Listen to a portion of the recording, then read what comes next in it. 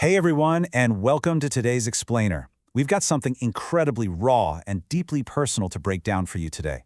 We're going to explore a real, completely unfiltered audio diary to look at the messy reality of self-therapy. What does true meditation actually look like when you're literally fighting your way out of a psychological crisis? We are pulling all our insides straight from this personal recording. So let's jump right in.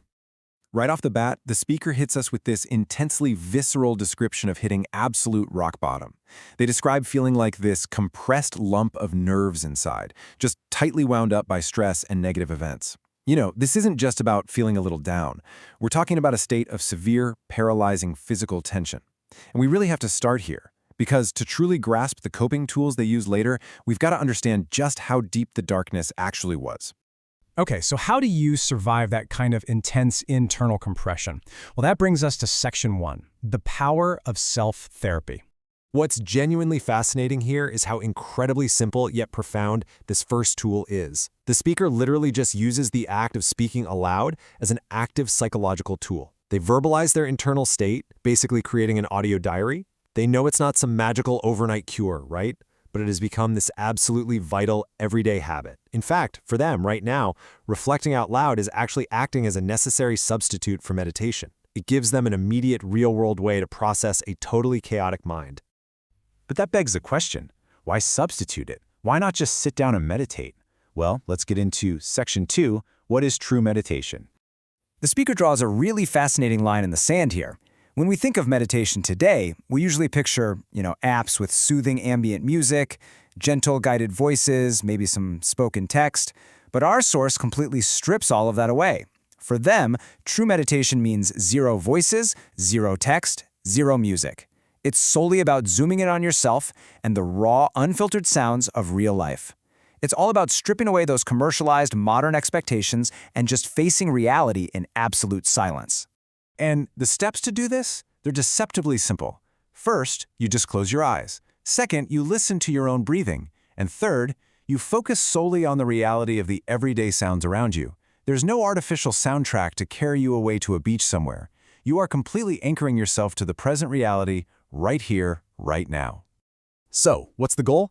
It's all about reaching what the speaker calls 100% awareness of the moment, with absolutely no external distractions. And they make a great point. This was likely the original, ancient intention behind meditation, way before smartphones and modern life got in the way. Whether we're looking at early Buddhist practices or other ancient traditions, the core mission is this absolute, unfiltered connection with the present. It's a profound psychological reset, and it reminds us that our human nervous systems, no matter who we are, respond universally to this kind of profound stillness. But as beautiful and peaceful as that pure awareness sounds on paper, the reality of actually doing it's a lot harder. Which brings us to section 3, the mental battle. The speaker is just incredibly honest here. Trying to hit that 100% awareness, it is not peaceful at first, at all. It's a relentless, exhausting struggle.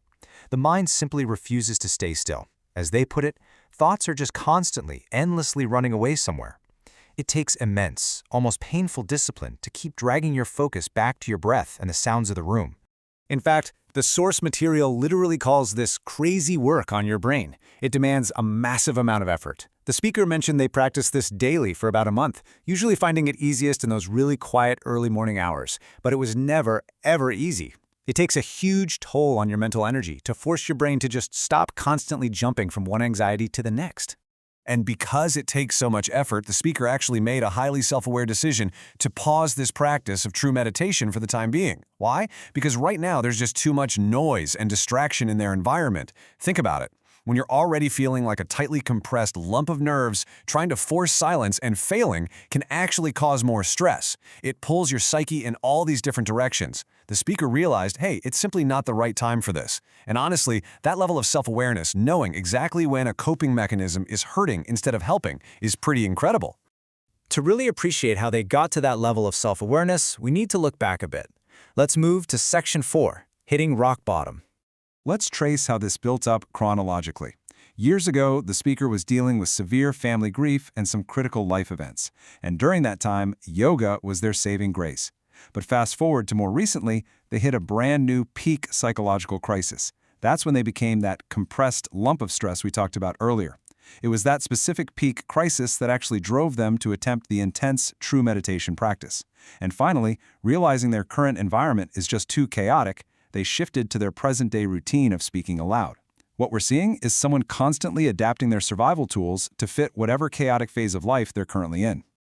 Now, let's zoom in on that peak crisis phase just a little bit closer. Section 5, Tools for Survival. The absolute depths of this crisis involved severe, debilitating panic attacks, deep nervous exhaustion, and depression. It was incredibly heavy. But there's a really crucial element here, the desperate, conscious need to break free. The speaker wasn't just passively sinking into the dark. Even while they were suffering immensely, a part of their mind stayed totally active. They were actively evaluating their own state and desperately wanting to pull themselves out of it. It really all boils down to this one single realization.